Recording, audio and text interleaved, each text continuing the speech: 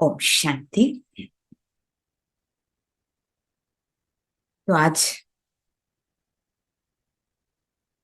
हम जीवन के कुछ नए सिद्धांतों को एक कोर्स के रूप में ले रहे हैं, जिसे कि राजयोग मेडिटेशन कोर्स कहते हैं। राजयोग एक जीवन जीने की कला है और इस योग से हम अपने मन के राजा बन जाते हैं। तो आज मेडिटेशन सभी सीखना चाहते हैं, उसका फैशन हो गया है और विभिन्न प्रकार के मेडिटेशन गुरुओं द्वारा सिखाए जाते हैं। लेकिन वास्तविक मेडिटेशन क्या है?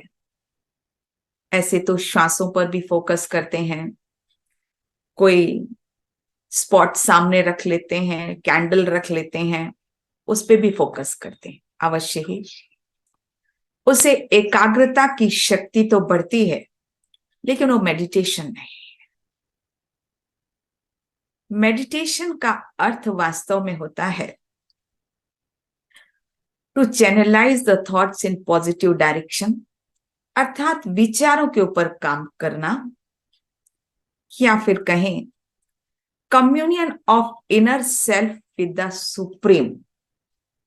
या ये एक सेल्फ डेवलपमेंट एक्सरसाइज है और हम अपने मन को उस सुप्रीम से ट्यून कर देते हैं, या फिर इसको कह सकते हैं it is a practice of higher consciousness, या दूसरे शब्दों में यह भी कहें कि हम इससे रीवायरिंग ऑफ ब्रेन भी कर देते हैं।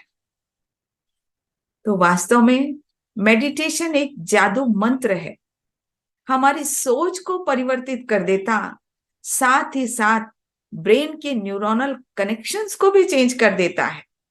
मतलब जितनी भी जो प्रॉब्लम्स हमारी थॉट लेवल से होती हैं, एंजाइटी, डिप्रेशन, ये सारी प्रॉब्लम अपने आप ही सॉल्व हो जाती है। तो राजयोग मेडिटेशन से हम अपने मन के राजा बन जाते हैं, सारे सेंस ऑर्गन्स को हम कंट्रोल कर सकते हैं। योग का अर्थ होता है यूनियन, जो कि संस्कृत के युज वर्ड से लिया गया है। अब आज हम जिसके बारे में सुनने जा रहे हैं, to know the spirit within, अर्थात 5 तत्वों के शरीर में जब वो लाइट, एक ऊर्जा प्रवेश करती है, तो वो बच्चे के गर्भ में भी सभी सेंस ऑर्गन्स काम करने लगते हैं और ह्यूमन बीइंग, तो जैसे हम बाहर ह्यूमन बीइंग हैं, वह भी एक कंप्लीट ह्यूमन बीइंग बन जाता। तो आज उस ही लाइट के बारे में हम चर्चा करेंगे। तो वो लाइट जब रहती है तो वो फीटस, एक बच्चा भी बन जाता है, फिर युवा बनता है और एडल्ट रहता है। और मान लीजिए वो लाइट किसी भी स्टेज में निकल गई, तो फिर वो सिर्फ एक बॉडी रह जाता और उसका कोई भी बॉडी ऑर्गन काम नहीं करता, वो ग्रो नहीं कर सकता। तो ह्यूमन बीइंग का जो बीइंग पार्ट है, उसको समझना बहुत ज्यादा जरूरी है, क्योंकि ये कहा जाता misidentification of the self is the root cause of stress. हमें तनाव क्यों होता है? हमने मेडिकल साइंस में बहुत कुछ पढ़ा, एनाटॉमी, फिजियोलॉजी पढ़ी, हेल्थ क्या है पढ़ा, लेकिन उसके बावजूद भी डॉक्टर्स क्यों स्ट्रेस में रहते हैं, क्यों एंजाइटी में रहते हैं, क्यों सुसाइड करते हैं? जरूर ही वहां कुछ हमें नहीं पढ़ाया जाता, और जो नहीं पढ़ाया जाता वो स्पिरिचुअल साइंस में हम पढ़ते हैं। तो जहां साइंस खत्म होती है, वहां स्पिरिचुअलिटी शुरू होती है। तो आज हम जो भी चर्चा करेंगे वो आध्यात्म और विज्ञान दोनों का समन्वय होगा। तो हिंदी में भी कहा जाता है स्वस्थ रहना। तो हम सभी स्वस्थ रहना चाहते हैं, लेकिन स्व स्थिति में स्थित रहते हैं क्या? नहीं, क्योंकि मालूम ही नहीं कि हु एम आई। तो जब तक मुझे यही नहीं मालूम कि मैं स्व हूं कौन, हु एम आई, तो फिर मैं कैसे अपने आप को कंप्लीट हेल्दी कर सकती हूँ? तो आज मुझे एक नया सोच, नई जीवन जीने का तरीका सीखना पड़ेगा। अर्थात हमारा जो आउटर कॉन्शियसनेस है, यहां पर जो भी हमने पढ़ा वो सारे सब्जेक्ट्स पढ़े, जितने की सारे ऑर्गन्स पढ़े, लेकिन हमें स्वस्थ रहने के लिए 3 ऊर्जाओं की आवश्यकता होती है: स्पिरिचुअल एनर्जी, इमोशनल और फिजिकल एनर्जी। तो जो आध्यात्मिक ऊर्जा है वो तो ऑलमोस्ट पूरी नेग्लेक्टेड है, और जब तक आध्यात्मिक ऊर्जा बीइंग पार्ट इस शरीर में नहीं है तो वो चल ही नहीं सकता। अर्थात शरीर की हर सेल को इस आध्यात्मिक ऊर्जा की आवश्यकता होती है। तो इसके बारे में जानना बहुत ज्यादा जरूरी है। तो अभी का जो मेडिकल साइंस था, अब है नहीं, अब तो ले लिया गया है इसको 3 डायमेंशन। हाँ, पहले जो था वह सिर्फ एक ही डायमेंशन, सिर्फ इतने सब्जेक्ट पढ़ाते थे, शरीर की एनाटॉमी पढ़ा दी, फिजियोलॉजी पढ़ा दी, सब ये सारे सब्जेक्ट पढ़ा दिए, और उसके बाद फिर सिर्फ कि कोई बीमारी हो जाए तो फीवर है तो उसका दवाई दे दो। लेकिन ये पता नहीं भैया, कोई भी दूसरे जो कारण है, आपको मान लीजिए कि कहीं चोट लग गई है, चोट लगने के बाद हर व्यक्ति का अलग अलग रिस्पॉन्स होता है। कोई तो बहुत जल्दी अच्छा हो जाता है और कोई नहीं होता है। तो यह भी मालूम होना चाहिए कि किसी की हीलिंग क्यों नहीं हो रही है, किसी की क्यों हो रही है, क्योंकि ये स्पिरिचुअल डायमेंशन सबका अलग अलग है, सोच अलग अलग है, थिंकिंग अलग अलग है। तो स्ट्रेस कहाँ होता है, ब्रेन में या माइंड में? कहाँ पे होता है स्ट्रेस? तो माइंड तो हम सोचते थे कि वो शायद ब्रेन का ही पार्ट है, लेकिन ब्रेन क्या है? हार्डवेयर है, और माइंड क्या है? वो सॉफ्टवेयर है। लेकिन दोनों का रिलेशन है आपस में, दोनों एक दूसरे के बिना काम नहीं कर सकते हैं। हाँ? तो माइंड पार्ट है software, it is a metaphysical. हाँ, इसमें थॉट्स, इमोशंस, एटीट्यूड, मेमोरी। तो जब बीइंग पार्ट इसमें प्रवेश होता है, तब वो brain, it is a hardware, तब उसमें इम्प्रिंट होते हैं। इसमें तो 100 मिलियन जो है न्यूरॉन्स होते हैं। तो ये न्यूरॉन काम करते हैं तब, जबकि उसमें माइंड है, अर्थात वो सॉफ्टवेयर है। ये mind is a part of soul, being part है। तो जब तक ये बीइंग पार्ट नहीं है, ये ब्रेन का हार्डवेयर भी काम नहीं करता है। इसीलिए दोनों का आपस में संबंध है। जैसे ही इसमें प्रवेश करती है सोल, तो ब्रेन के सारे न्यूरॉन्स काम करने लगते हैं और सारे ऑर्गन्स काम करने लगते हैं। अर्थात दोनों का संबंध आपस में है। लेकिन स्ट्रेस कहाँ होता है? स्ट्रेस कहाँ होता है? वो थॉट्स कहाँ से उत्पन्न होते हैं? थॉट्स जो उत्पन्न होते हैं वास्तव में बीइंग पार्ट से होते हैं। फिर उनका इम्प्रिंट यहाँ पर बन जाता है, न्यूरोनल पाथवे बन जाता है, वो हम आगे देखेंगे। अर्थात ये समझना बहुत जरूरी है, हु एम आई। अभी तक हमने अपने आप को बचपन से लेकर सिर्फ किस कॉन्शियसनेस में रहे? Soil consciousness. क्योंकि 2 वर्ड्स है, ह्यूमस, ह्यूमस से बना है ह्यूमन बॉडी। तो मिट्टी, हमने मिट्टी को ही देखा, मिट्टी के ही कॉन्शियसनेस में रहे, अर्थात मटेरियलिस्टिक कॉन्शियसनेस में रहे, रोल कॉन्शियसनेस में रहे। हाँ, किसी ने हमसे पूछा हु आर यू, तो क्या बताएंगे? हाँ, अगर डॉक्टर है तो कहेंगे हम तो डॉक्टर हैं। अरे डॉक्टर तो आपका रोल है, जो आप प्ले कर रहे हो। या फिर क्या कह देंगे कि हम हिंदू हैं या मुस्लिम हैं। अरे ये तो आपकी, जिस घर में आपका जन्म हुआ, जिस हिंदू क्या हुआ तो हिंदू हो गए, मुस्लिम क्या तो मुस्लिम हो गए। हाँ, फिर जो भी, या फिर कहेंगे कि हम मेल हैं, फीमेल है, ठीक है, मेल बॉडी में बीइंग पार्ट प्रवेश किया तो मेल हो गए, हाँ, फीमेल में प्रवेश किया तो वो फीमेल हो गए, लेकिन I am different from this body, this role. तो अब हमें वास्तविक जीवन जीना सीखना है, हैप्पीनेस अपने लाइफ में फ्लो करनी है, I have to become soul conscious. एक ही वर्ड का डिफरेंस है, आई और यू, और जीवन ही बदल जाता है। आई मतलब आई और माई। मान लीजिए मुझे रात में बॉम्बे जाना है, तो मैं क्या कहूंगी, मेरी ट्रेन थोड़ी लेट है, अरे मैं ट्रेन भी मेरी हो गई। और यो मतलब जैसे ही हमें यह भावना आती है, I am a spiritual being in this physical body, मेरी सोच ही बदल जाती है। Everyone is soul playing a role. तो मुझे ये नहीं होता है कि अरे ये मेरा है, तो मेरा बच्चा है, मेरा हस्बैंड है। They are soul playing a role, वो पार्ट प्ले कर रहे हैं, तो मेरी दृष्टि विशाल हो जाती है।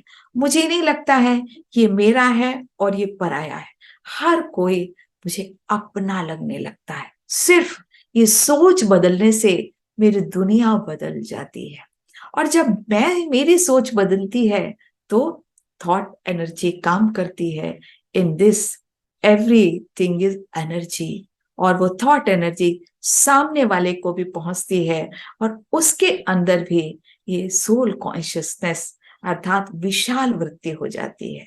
तो सिर्फ पहला लेसन हमें पक्का करना जरूरी है, हु एम आई, है ना। स्वामी विवेकानंद जी भी जब एक बार रामकृष्ण परमहंस जी से मिलने गए, तो दरवाजा बंद था और उन्होंने खटखट किया, तो अंदर से आवाज आई, कौन? तो स्वामी विवेकानंद जी ने यही कहा, मैं यही तो जानने आया हूं कि मैं हूं कौन। तो आज सभी लोग ये जानने के लिए परेशान हैं, और हम जान गए। जब जान गए और इसको प्रैक्टिकल जीवन में प्रयोग करते हैं, तो मेरा जीवन बदल जाता है। तो अगर हम तुलना करें इस कंप्यूटर से, रोबोट से, तो देखिए, programmer, who is the programmer कौन है? Soul is the programmer. हाँ, अगर प्रोग्रामर नहीं है तो कंप्यूटर पढ़ा उसको कौन चलाएगा, कौन क्या करेगा, है ना। और जो ब्रेन है वो कंप्यूटर के समान है, और ये जो बॉडी है वो रोबोट है। हाँ, तो हमें उस प्रोग्रामर के बारे में जानना है। तो जो प्रोग्रामर है अर्थात सोल, ये 5 एलिमेंट्स में प्रवेश करती है, और ये फिजिकल एनर्जी है, वो मेटाफिजिकल है। तो मेटाफिजिकल को फिजिकल में प्रवेश होना होता है, और जो कि किससे बना है ये हमारा शरीर? 5 तत्वों से बना है, अग्नि, जल, वायु, आकाश, पृथ्वी, इन सब से बना हुआ है ना, वायु। लेकिन मैं तो सारे दिन अपने शरीर को ही देखती रहती हूँ, अपने शरीर को ही खूबसूरत बनाती रहती हूँ, जबकि खूबसूरती कहाँ है? खूबसूरती तो अंदर है, और वो बहुत खूबसूरत है। ये तो सारा शरीर मशीन के समान है।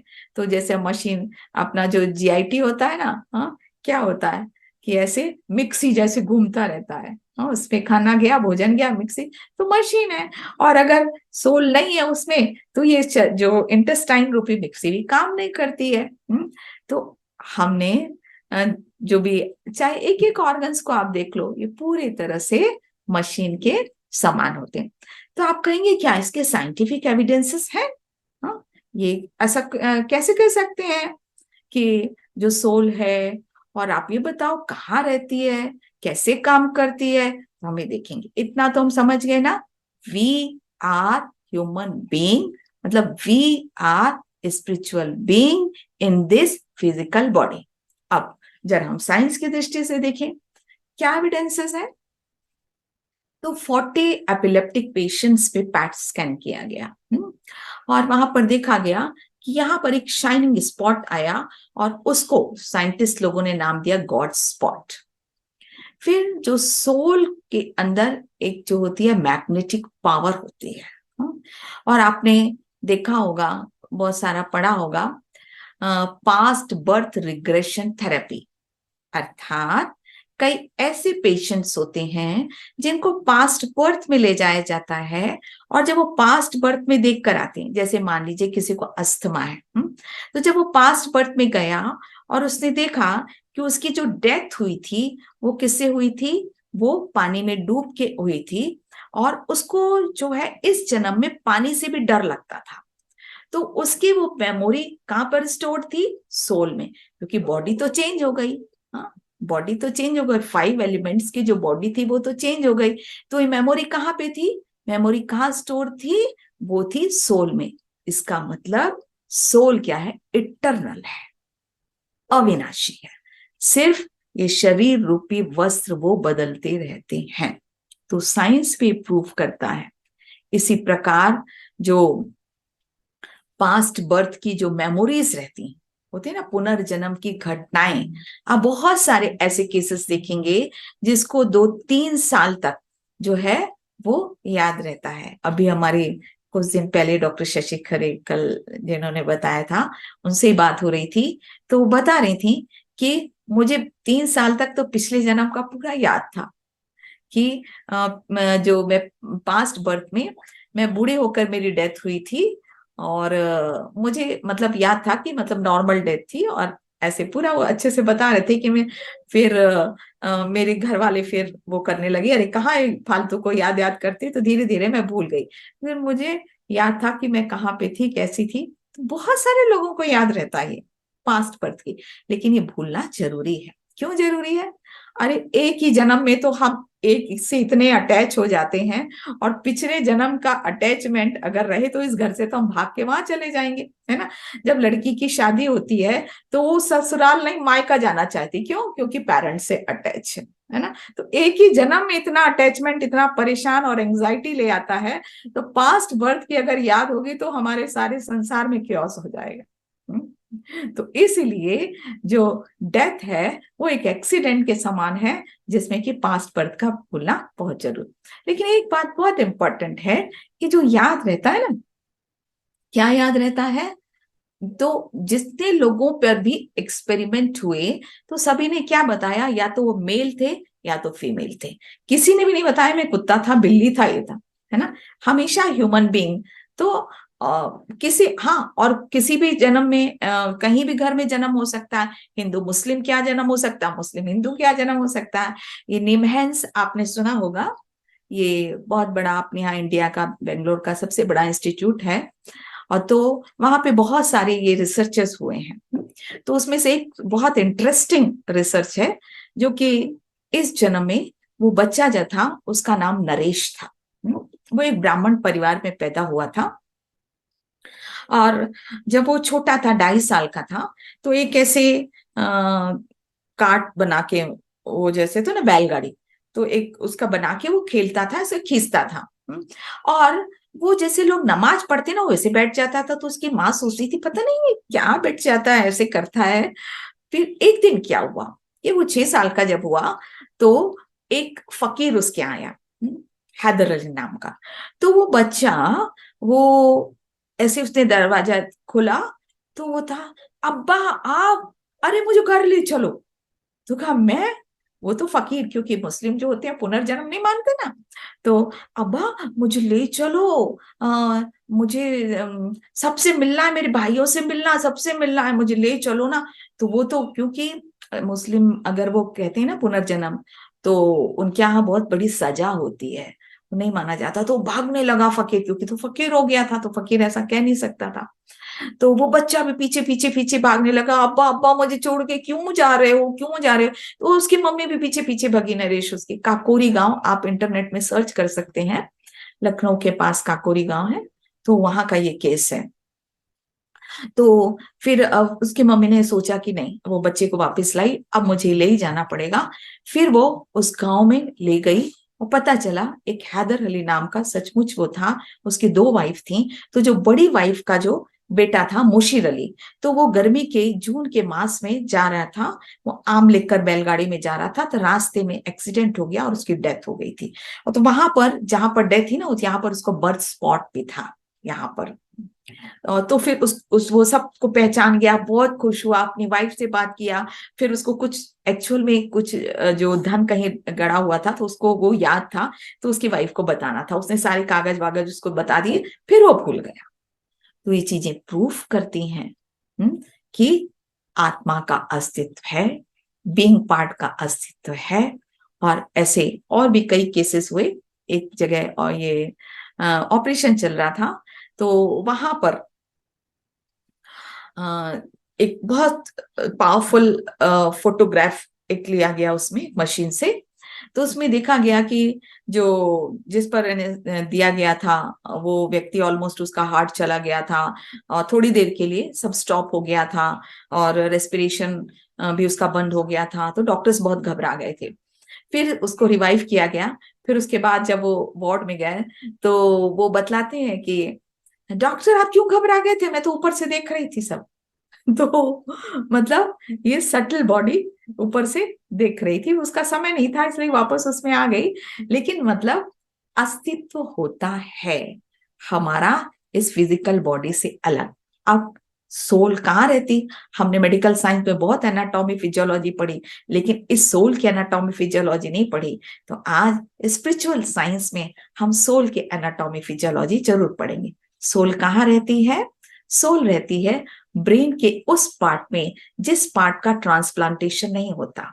आपने सब कुछ सुना होगा, ट्रांसप्लांटेशन हार्ट का होता है, सारे शरीर का होता है, लेकिन इस पार्ट का कभी भी ट्रांसप्लांटेशन नहीं सुना होगा। यहीं पर सोल जो होती है, वो मेटाफिजिकल एनर्जी हाइपोथैलेमस की सीट के ऊपर बैठकर सारा काम करती है।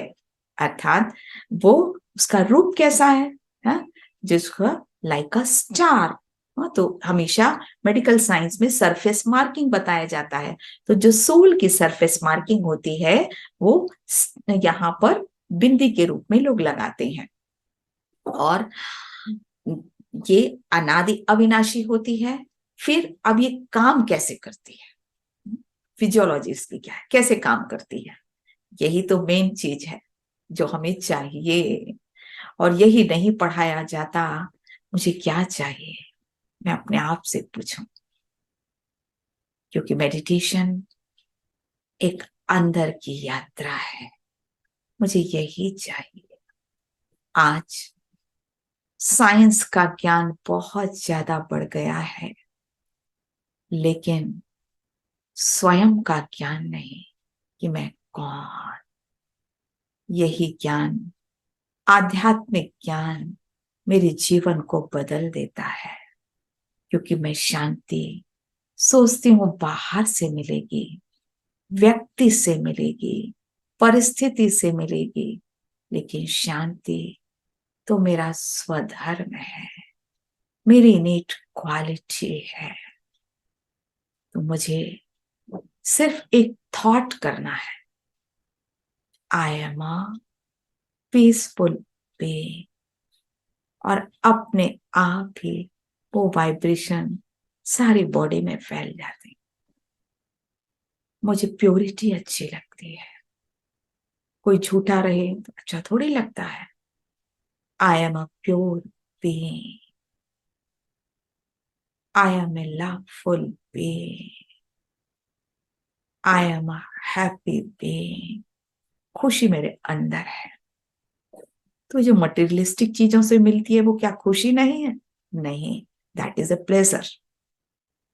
छोटा सा, अल्पकाल के लिए, कभी सुख, कभी खुशी, कभी गम। वो गीत सुना है ना? मतलब आपके पास नई कार आई, कोई घर में जो भी कुछ नया हुआ, यू आर हैप्पी। हैप्पी मतलब थोड़े समय के लिए, but that is not happiness. Happiness is a state of mind. ये इनेट क्वालिटी है हमारी। परिस्थिति कुछ भी हो, व्यक्ति कुछ भी हो, लेकिन मेरी स्वस्थिति स्टेबल है, दैट इज हैप्पीनेस। तो मैं डिपेंडेंट नहीं रहती हूँ मेरे से, ये मेरा है ये तेरा है, मैं इससे कुछ बात कर लूं, अरे मैं सब कुछ तो मेरे अंदर है। Power, I am a powerful being, I am a blissful being, ये मेरी ओरिजिनल क्वालिटीज हैं। आत्मा इन उन ओरिजिनल क्वालिटीज द्वारा कार्य करती है। कैसे? ये क्वालिटीज ये थॉट के रूप में निकलते हैं, फिर बॉडी में जाकर ये वाइब्रेशन और सारी केमिकल्स में चेंज हो जाते हैं। इसीलिए आपको जो फीलिंग आती है वो कैसे आती है? These are we are positive thoughts. तो अब हम देखते हैं ये कैसे, किस तरह से। तो ये इनेट क्वालिटीज ये पॉजिटिव थॉट्स कहलाते हैं। तो कैसे जाते हैं ये? माइंड, इंटेलेक्ट एंड हैबिट, ये पार्ट किसके हैं? ये मेटाफिजिकल एनर्जी के पार्ट हैं। मतलब हमारे थॉट्स जैसे होंगे, फिर इंटेलेक्ट का क्या काम है? वो जज करता है, निर्णय करता है ना। और मन क्या करता है? विचार करता है। फिर धीरे धीरे जब हम विचार, वही विचार बार बार करते हैं, और कौन से विचार बार बार आएंगे? जो हम दिन भर देखते हैं, 2 दिन भर हम सुनते हैं। आजकल लोग एंग्शियस ज्यादा क्यों हैं? क्योंकि सुबह उठते ही साथ निगेटिव चीज देखेंगे। आजकल तो सबसे इजीली आ गया है, मोबाइल आ गया है, टीवी। टीवी के पहले तो फिर भी इतनी एंग्जाइटी नहीं थी, लोग पहले टीवी में आ गए थे। अब टीवी तो फिर भी चलाना पड़ता है, मोबाइल तो बेड के बगल में रखा रहता, उठा व्हाट्सएप चेक किया, किसी व्यक्ति, अरे आप पहले अपने मन को तो शांत कर लो, पॉजिटिव एनर्जी ले आओ। फिर धीरे धीरे धीरे यही थॉट ऐसे हो जाती हैं जो मेरे ब्रेन को चेंज करते हैं। कहा जाता है 6 मंथ तक आप टेंशन में रहोगे तो आपके ब्रेन में चेंजेस आ जाएंगे। तो आजकल साइकोलॉजिकल प्रॉब्लम क्यों बढ़ रही? इसी कारण ना, इनिशियल स्टेज में अगर हम अपने थॉट्स को चेंज कर लेते हैं तो विल बी हैप्पी, बहुत जल्दी हम चेंज हो जाते हैं। तो सिर्फ हमें थॉट पर ही काम करना है, अर्थात बीइंग जो फैकल्टी है, बीइंग की ये 3 फैकल्टीज, जैसे फिजिकल ऑर्गन्स होते हैं ना, इसी प्रकार आत्मा की इन 3 फैकल्टीज द्वारा ये काम करता है। तो कितने प्रकार के थॉट्स हैं, कभी ध्यान भी नहीं दिया होगा। आप क्यों ध्यान दें? क्योंकि सारा ध्यान तो हमारे या तो निगेटिव न्यूज पर रहता है, व्यर्थ की बातें रहता, इसने ऐसा बोला, मतलब ज्यादा थॉट्स हमारे क्या रहते हैं? आप देखो, वेस्ट थॉट्स, जो कि फालतू के थॉट्स रहते हैं। पॉजिटिव थॉट्स कितने कम रहते हैं? बहुत कम। पॉजिटिव थॉट मतलब प्रेजेंट के थॉट्स, और जो इनेट क्वालिटीज है ना, उसके जो थॉट्स कहलाते हैं, वो सब क्या कहलाते हैं? पॉजिटिव थॉट के, खुशी के, प्रेम के, आनंद के। वो तो मेरे अंदर है, कोई दूसरा थोड़ी देगा। थॉट तो मुझे क्रिएट करना है ना, I am the creator of my thoughts. तो आप सोचोगे आई एम हैप्पी बीइंग, तो आई एम हैप्पी। सोचेंगे उसने मुझे अच्छे से नहीं बोला, उसने मुझे ऐसे बोला, ये क्या वेस्ट थॉट्स है, निगेटिव थॉट्स है। तो निगेटिव थॉट्स किया, आपको क्या हुआ? फीलिंग आई, और बहुत कंटिन्यूस आप 4-6 महीने साल भर करते रहे, और वो एंग्जाइटी में चेंज हो गई। फिर उसको आपने कंट्रोल नहीं किया, धीरे धीरे वो डिप्रेशन में चेंज हो गया। तो कहाँ काम करना है? We have to create consciously. हमें सिर्फ थोड़ा सा शांत रह के उस पर जाना है। जब हम उस थॉट्स को करते हैं, हाँ, तो आप सब यू आर वेरी लकी, क्योंकि जो सबसे जो इंटेलेक्ट होता है ना, अभी तक हमारी इंटेलेक्ट ही करप्ट हो गई थी। अब आपकी इंटेलेक्ट डिवाइन हुई, अर्थात आपने डिसाइड किया कि नहीं, मुझे मेडिटेशन सीखना है। सीखना है या करना है। तो जज किसने किया? आपके इंटेलेक्ट ने किया। जब इंटेलेक्ट ने जज किया और अच्छे थॉट को अंदर ले गया, तो आपके संस्कार में एक इंप्रेशन हो गया। फिर दूसरी बार आपको अच्छा लगेगा, नहीं मुझे सीखना चाहिए। धीरे धीरे धीरे आपकी आदत हो जाएगी, और आपकी इंटेलेक्ट भी डिवाइन हो जाएगी, है ना। नहीं तो क्या होता है कि एक बार जब आदत पड़ गई ना, खराब आदत, वो इंटेलेक्ट को इग्नोर करने लगता है। जैसे सिगरेट पीते हुए कोई बच्चा पैदा होता है क्या? कभी नहीं। लेकिन एक दिन कैसे चेन स्मोकर हो जाता पता भी नहीं चलता है। एक थॉट उठा कि चलो सिगरेट पिए और वो तो कितनी गिनती पी पता भी नहीं, मतलब इंटेलेक्ट को इग्नोर करने लगता है। हाँ, तो इंटेलेक्ट, तो अब इंटेलेक्ट को ही पावरफुल बनाना है। इंटेलेक्ट ने डिसाइड किया नहीं, I have to change now. हाँ, वो डिसीजन पावर है, डिस्क्रिमिनेशन पावर है, तो उसने चेंज किया। और फिर हमारे संस्कारों में भी वो अच्छे अच्छे थॉट्स डालती गई। इंटेलेक्ट ने कहा नहीं, अब मैं अच्छे थॉट से फिल्टर करूंगी। अब दूसरा मैं गंदे थॉट फिल्टर नहीं करूंगी, मतलब कि मैं फालतू चीजों को एक तरफ रख देती हूँ। तो मेरी इंटेलेक्ट जादुई चिराग है और उसको मैंने जला लिया। हाँ, और फिर क्या हुआ, अच्छे अच्छे मैं थॉट्स डालती हूँ। कैसे डालूंगी? जो देखूंगी, जो सुनूंगी, हाँ, अच्छे लोगों से बात करूंगी, पॉजिटिव लोगों के साथ रहूंगी, तो अपने आप ही मेरे संस्कार बदल जाएंगे। तो ये संस्कार कितने प्रकार, आज की जो अभी की मेरी पर्सनालिटी है वो किसके हिसाब से है?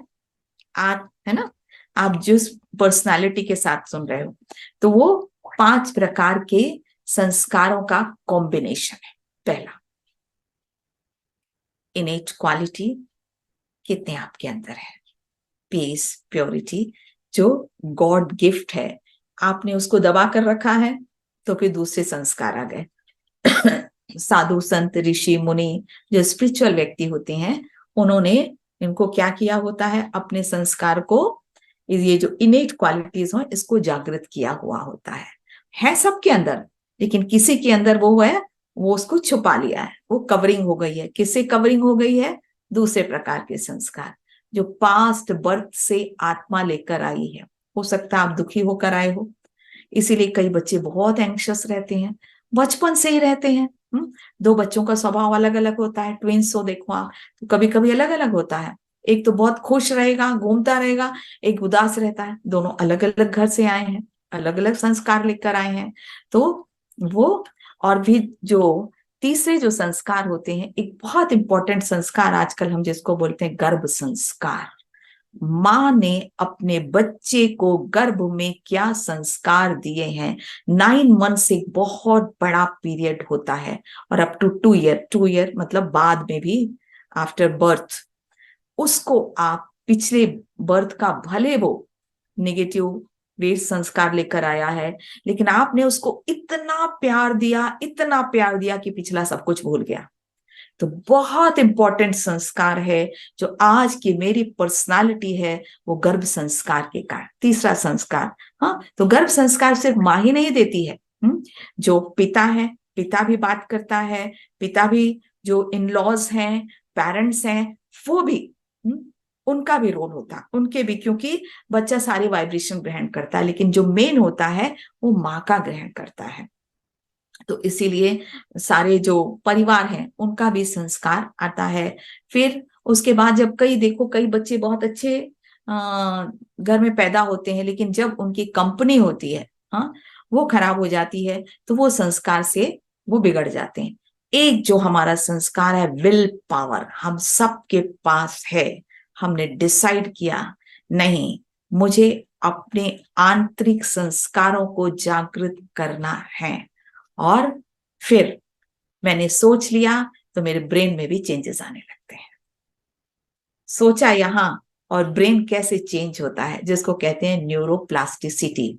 अर्थात जिन थॉट्स को आप ज्यादा यूज करोगे, वैसे ही आपके न्यूरोनल पाथवे बन जाएंगे, वैसे ही आपके ब्रेन में पगडंडी बन जाएगी, रास्ता बन जाएगा।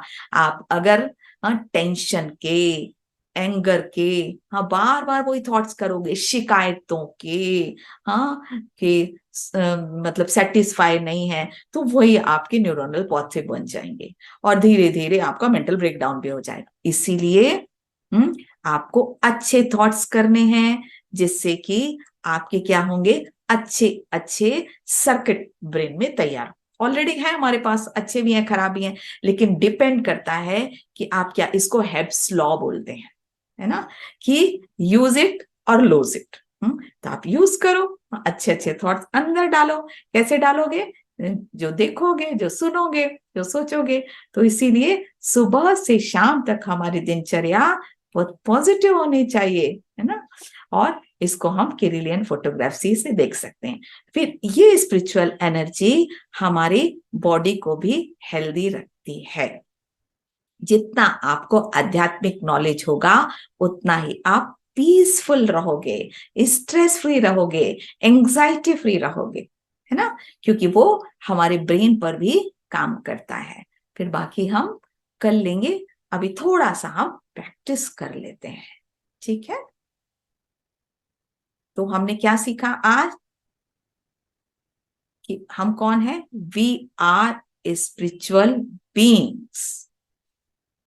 और ये बॉडी मैंने ली है, मेन कौन हूं मैं, ये हूं, सिर्फ मैं रोल प्ले करने के लिए इस सृष्टि मंच पर सबके साथ पार्ट निभा रही हूं। और पीस कहाँ है, यही, शांति चाहिए ना मुझे, शांति चाहिए, तो सिर्फ मुझे अनुभव करना है। तो मैं 5-10 मिनट के लिए प्रैक्टिस करते हैं।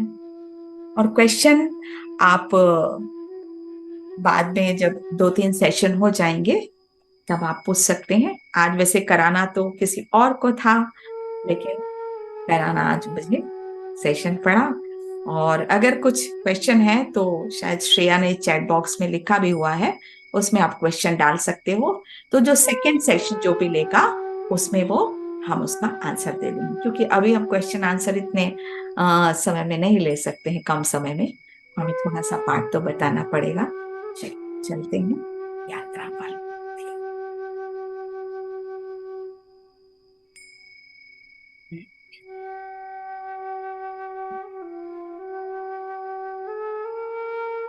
ओम शांति।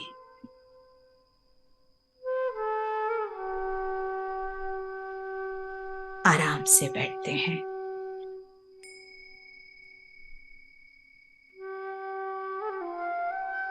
कुछ समय के लिए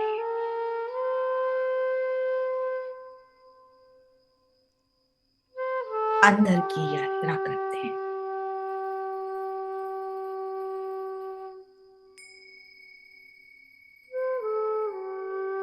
बाहर की यात्राएं तो बहुत की, आज अपने अंदर देखें।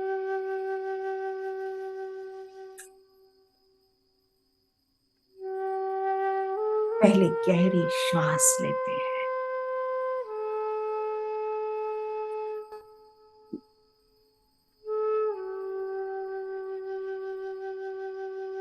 श्वास लें और छोड़ें।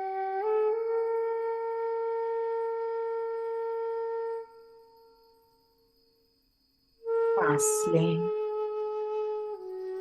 और छोड़ें।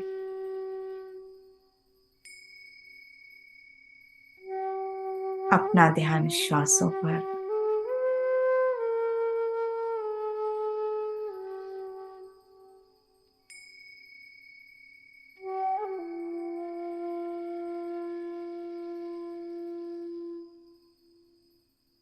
मन शांत हो रहा है।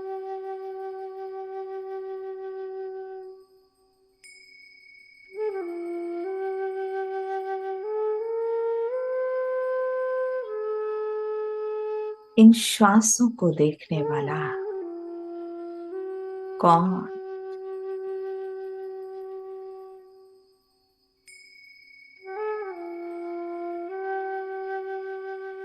मैं, एक divine eternal being,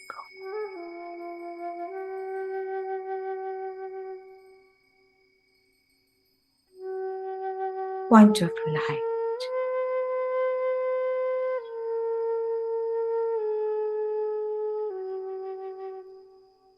I am peaceful being.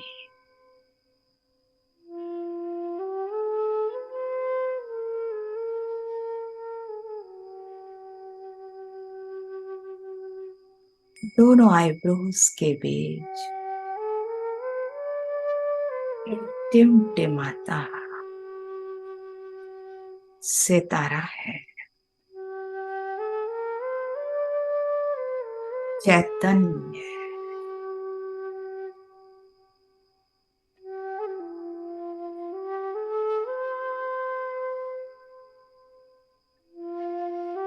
पांच तत्वों का शरीर,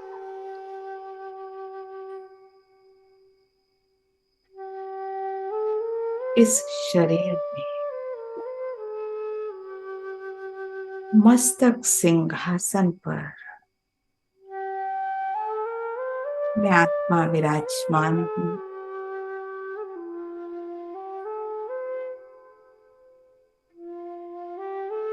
I am the creator of my own thoughts.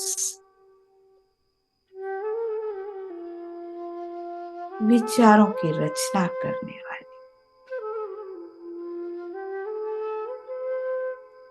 मैं जो चाहूं वही देखो। दो आंखों से जो चाहो वही सुनो।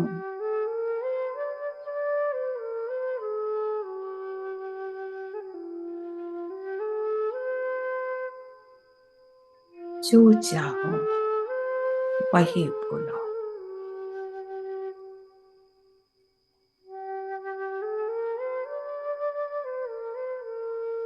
हर सेंस ऑर्गन्स पर अब मेरा कंट्रोल होता जा रहा है।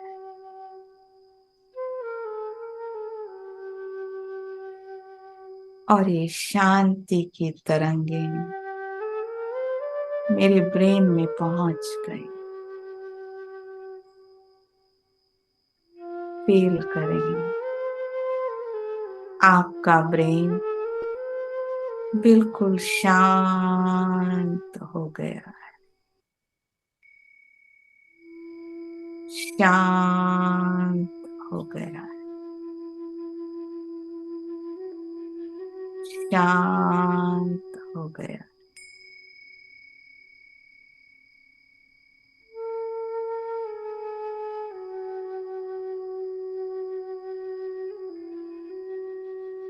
ये शांति की तरंगें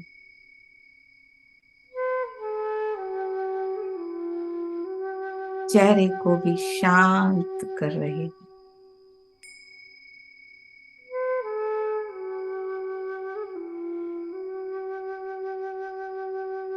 मेरे दोनों हाथ बिल्कुल शांत।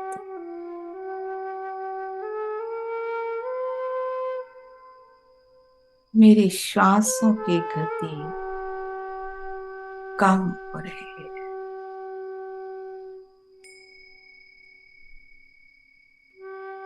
पल्स रेट कम हो रहा है।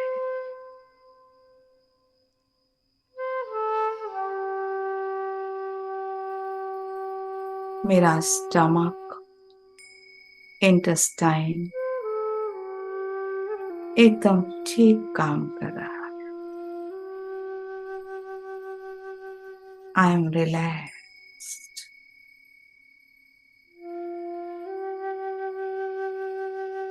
एकदम शांत हूं मैं।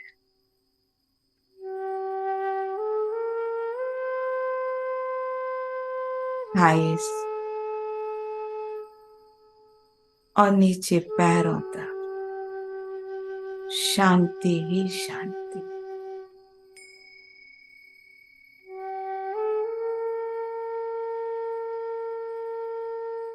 यही सच्ची शांति है जो मेरे अंदर है।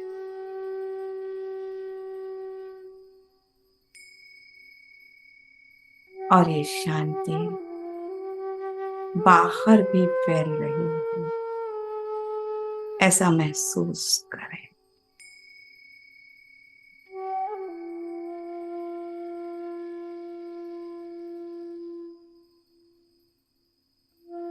आज से कल तक जो भी मेरे संबंध संपर्क में आएगा उसे मैं थर्ड आई से देखूंगी। He is also a peaceful being. वो भी शांत स्वरूप आत्मा है।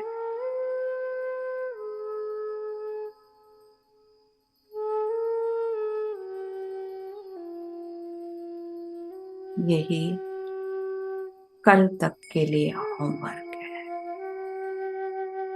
अच्छा, ओम शांति शांति शांति।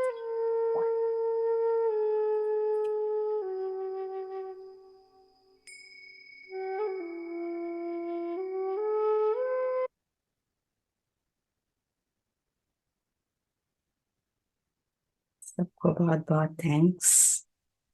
जो भी क्वेश्चन होंगे वो आप फिर लिख सकते हैं या बाद में पूछें। Thank you. Thank you ma'am. ओम शांति। Thank you. ओम शांति। ओम शांति।